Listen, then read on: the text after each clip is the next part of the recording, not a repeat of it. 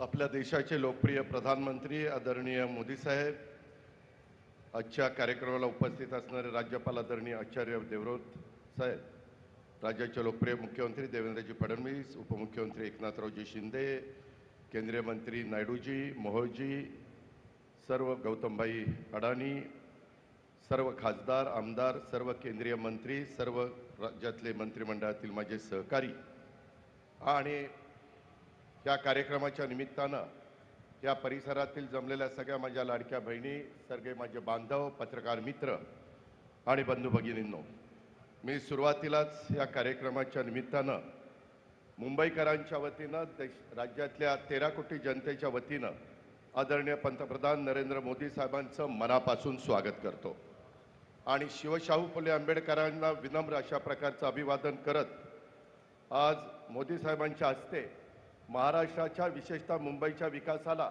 एक नवे पंख देणाऱ्या 4 महत्त्वाच्या प्रकल्पांचं उद्घाटन होत आहे आणि या ऐतिहासिक क्षणाचे साक्षीदार होण्याचं भाग्य आपल्याला सगळ्यांना लाभलं हा आपल्या सर्वांचा सन्मान आहे।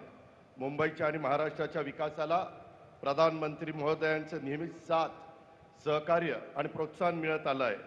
देशाच्या विकासाचं नेतृत्व करत असताना आपल्या सर्वांच्या आनंदात सहभागी होण्यासाठी आदरणीय प्रधानमंत्री आज स्वतः या कार्यक्रमाला उपस्थित राहिले, त्याबद्दल मी प्रधानमंत्री महोदयांचे मनापासून आभार मानतो, त्यांना खूप खूप धन्यवाद देखील देतो। आजचा दिवस आपल्या महाराष्ट्राच्या दृष्टीनं मुंबईच्या इतिहासात एक सुवर्ण अक्षरांनी लिहिण्यासारखा असा आहे। आज आपण आदरणीय मोदी साहेबांच्या हस्ते विविध विकास प्रकल्पाचं उद्घाटन केलं। या प्रकल्पातून विकास, सुविधा आणि रोजगाराच्या संधी या त्रिसूत्री प्रभावी संगम होतोय। नवी मुंबई आंतरराष्ट्रीय विमानतळामुळे केवळ मुंबईच नाही तर महाराष्ट्रासह संपूर्ण देशाच्या आर्थिक विकासाला एक नवी दिशा मिळणार आहे। विमानतळामुळे प्रवासाबरोबरच व्यापार, गुंतवणूक, पर्यटन आणि रोजगाराच्या नव्या संधी आपल्याला सगळ्यांना प्राप्त होणार आहेत। खरं तर नवी मुंबई विमानतळ उभारणीचा प्रवास हा काही सोपा नव्हता। जमीन संपादनापासून ते विविध विभागाच्या परवानग्या, प्रशासकीय गुंतागुंती अशा अनेक अडचणींचा डोंगर आपल्या सगळ्यांच्या समोर उभा होता, परंतु राज्याचे कार्यक्षम मुख्यमंत्री, उपमुख्यमंत्र्यांच्या साथीनं आम्ही त्या प्रत्येक अडथळ्यावर मात केली। केंद्रीय शासनाच्या अनेक परवानग्या यासाठी आवश्यक होत्या, त्या तात्काळ मिळत गेल्या आणि हे सगळं शक्य झालं कारण आमच्या मागे आदरणीय मोदी साहेबांचं आणि केंद्र सरकार ठामपणे उभं होतं।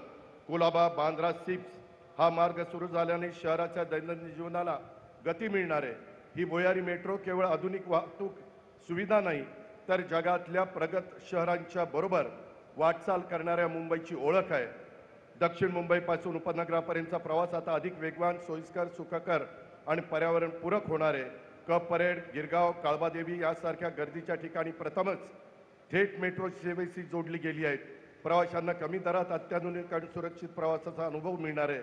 तसंच MMRDAने साकारलेलं मुंबई वन हे ॲप म्हणजे वन मुंबई वन ॲप या संकल्पनेची झलक आहे।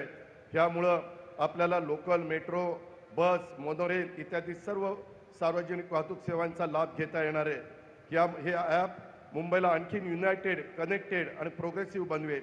त्याचबरोबर आज सुरू होत असलेले अल्प मुदतीचे रोजगारक्षम अभ्यासक्रम हे आपल्या युवकांच्यासाठी आशेचे नवीन दालन आहे।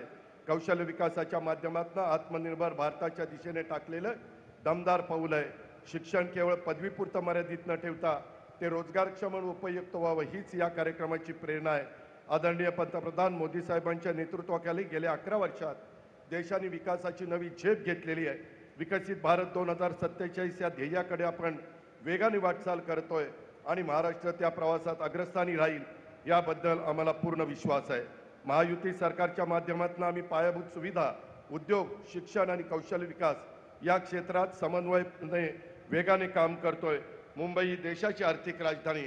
आज सुरू झालेले हे प्रकल्प म्हणजे राजधानीच्या विकासाला नवे पंख देणारे आहेत। महाराष्ट्राच्या सर्वांगीण विकासासाठी केंद्र आणि राज्य सरकार एकत्र काम करत आहे, ही आपली मोठी ताकद आहे। यंदाच्या अतिवृष्टीपुरामुळे शेतकऱ्यांचं मोठं नुकसान सहन करावं लागलेलं आहे। राज्य सरकारच्या वतीनं आम्ही त्यांना तातडीनं दिलासा देण्याचा पूर्ण प्रयत्न करतोय। 2 दिवसापूर्वीच राज्यामध्ये आदरणीय गृहमंत्री अमित भाई आलेले होते। आम्ही मदतीची मागणी केली, त्यावेळेस त्यांनी केंद्राकडे प्रस्ताव पाठवायला सांगितलाय। मला पूर्ण विश्वास आहे आदरणीय मोदी साहेब संकटाच्या या काळात महाराष्ट्राच्या मदतीचा हात देतील, कारण जेव्हा महाराष्ट्र हात देतो तेव्हा मोदी साहेब नेहमीच प्रतिसाद द्यायला पुढे असतात. आपल्याला हा विकासाचा रथ असाच पुढे न्यायचा आहे. आंखों में कई ख्वाब बाकी है, दिल में कई हसरतें बाकी है, मैं कैसे थक जाऊं, अभी कई मंजिलें बाकी है. विकासाचे अनेक टप्पे अजून गाठायचे आहेत.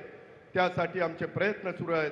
मी पुन्हा एकदा मुंबईकरांचं अभिनंदन करतो आणि आदरणीय पंतप्रधान नरेंद्र मोदी साहेबांचे मनापासून आभार मानतो. धन्यवाद. जय हिंद, जय महाराष्ट्र.